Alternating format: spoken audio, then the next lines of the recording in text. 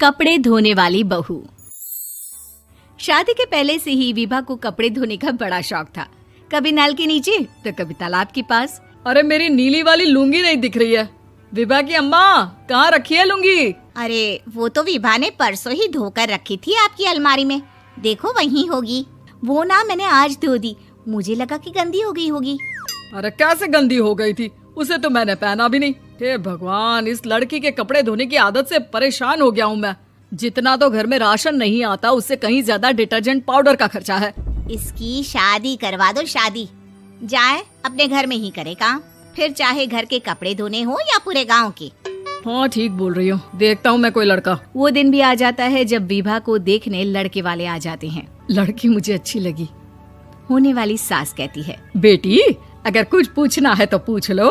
वैसे तो हमारी लड़की बहुत ही शर्मिली है, जो बोल दो वो मान लेती है, इसे क्या पूछना होगा। अरे कैसी बात कर रही हो माँ, मुझे इन लोगों के घर रहना है, सवाल तो कई है। हाँ हाँ बेटा, पूछ लो ना, क्या पूछना है। आप लोगों के घर कपड़े कौन धोता है? सास का मुंह बन जाता है। देखो, अगर तुम ये कहना चाहती हो कि तुम्हें कपड़े धोने नहीं आते तो सुन लो, कपड़े मैं ही धोती हूँ, लेकिन तुम्हारे आ जाने के बाद मैं रुमाल तक नहीं धोऊंगी। अरे चुप रहना भाग्यवान, बहू बेचारी घर आई नहीं, उसे डराना शुरू कर दिया। वो क्या है ना बिटिया, अभी तक तो ये कल्लू की माँ ही धोती थी, लेकिन अब तुम्हारे पापा तो दहेज में वॉशिंग मशीन देंगे ही। तभी विभा की माँ बोल पड़ती है, सवाल भी पूछा तो क्या। वैसे भाई साहब, मशीन की तो फिर भी कपड़े धोने की कैपेसिटी होती है। मतलब जो बिटिया दे रहे हैं ना विभा, इसे कपड़े धोने का बहुत शौक है। ये आप लोगों के क्या, आस पड़ोस गांव मोहल्ले सबके कपड़े धो दे और उफ तक ना करे। बाहर देखा नहीं आपने कितने कपड़े सूख रहे हैं? सब हमारी बिटिया ने ही तो धोए हैं। बस भी करो ना माँ, शर्म आ रही इतनी तारीफ सुनकर। और तो और एक दाग निकाल कर दिखाओ तो मान जाओ। हाँ अच्छा, माफ करना बेटा, मैंने गलत समझा।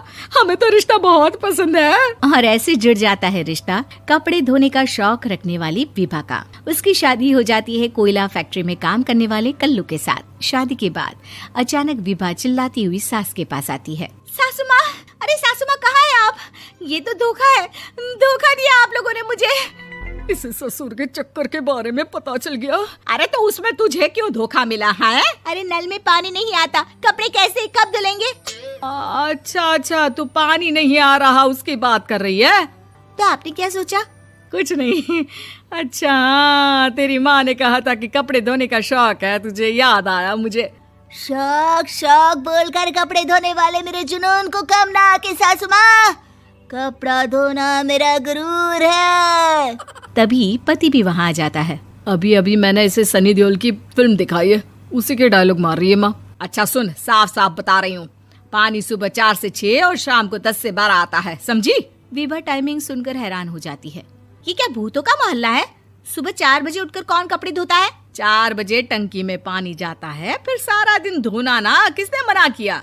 अरे कैसी बात कर रही हैं? 200 लीटर की टंकी में कितने कपड़े धो लूंगी मैं? सुबह ही उठ जाऊंगी मैं। अब क्या था, विभा सुबह 4 से लेकर रात के 12 बजे तक कपड़े ही धोती रहती। एक रोज सास पड़ोस से निकलकर कहीं जा रही होती है कि साथ वाली कहती है, हाँ कल्लू की माँ, जरा ये बताओ कि 2 साड़ी है, 2 ब्लाउज और एक पेटीकोट और एक नाड़े वाला लंबा कच्छा।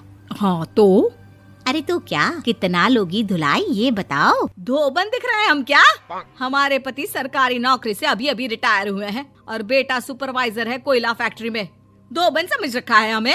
हाय रे कल्लू की अम्मा, माफ कर दो, वो तो मोहल्ले में यही सब बता रहे थे कि तुमने बहू को कपड़ा धुलवाने के काम में लगा दिया है। सास को पड़ोसन की बात सुनकर गुस्सा आ जाता है। वो घर पहुंचती है जहां घर के बाहर ही इतने सारे कपड़े सूख रहे होते हैं जितने कि किसी धोबन के घर पर। अरे ओ कल्लू की दुल्हन, बाहर निकल। माँ जी यहीं आ जाओ, बाथरूम में चादर धो रहे हैं हम। अरे अभी हम धोते हैं, तुमको बाहर निकलो। ये आस पड़ोस वाले बोल रहे हैं कि हम बहू से कपड़े धुलवा कर उसे कपड़ा धोने वाली बना दिए हैं। अरे छोड़ो ना माँ जी, किन लोगों की बातों में आती हो? आस पास के लोगों का तो काम ही होता है कि वो किसी तरह सास बहू को लड़ा दे। बहू सारे घर के कपड़े धोती है, ये क्या कम है? बोलिए। सास को भी लग जाता है कि वो बहू का ये सनकीपन नहीं छुड़वा सकती, इससे अच्छा है कि खुद ही चुप हो जाए। एक रोज सास और बहू मंदिर जाते हैं, जहाँ सास की साड़ी वहाँ खड़ी भीख मांगने वाली से मिलती है। माँ जी क्या बात है, आपकी साड़ी उस भिखारन से कितनी मिल रही है ना? हाँ हाँ देखो तो, दोनों की साड़ी मिल रही है। क्या बात है कल्लू की अम्मा, तुम खुद को तो अफसर की बीवी बताती हो और ऐसी सिंपल सी प्लेन साड़ी पहनकर घूमती हो। सिंपल और प्लेन नहीं है ये साड़ी। तो क्या सोने के धागे से फूल बने हैं?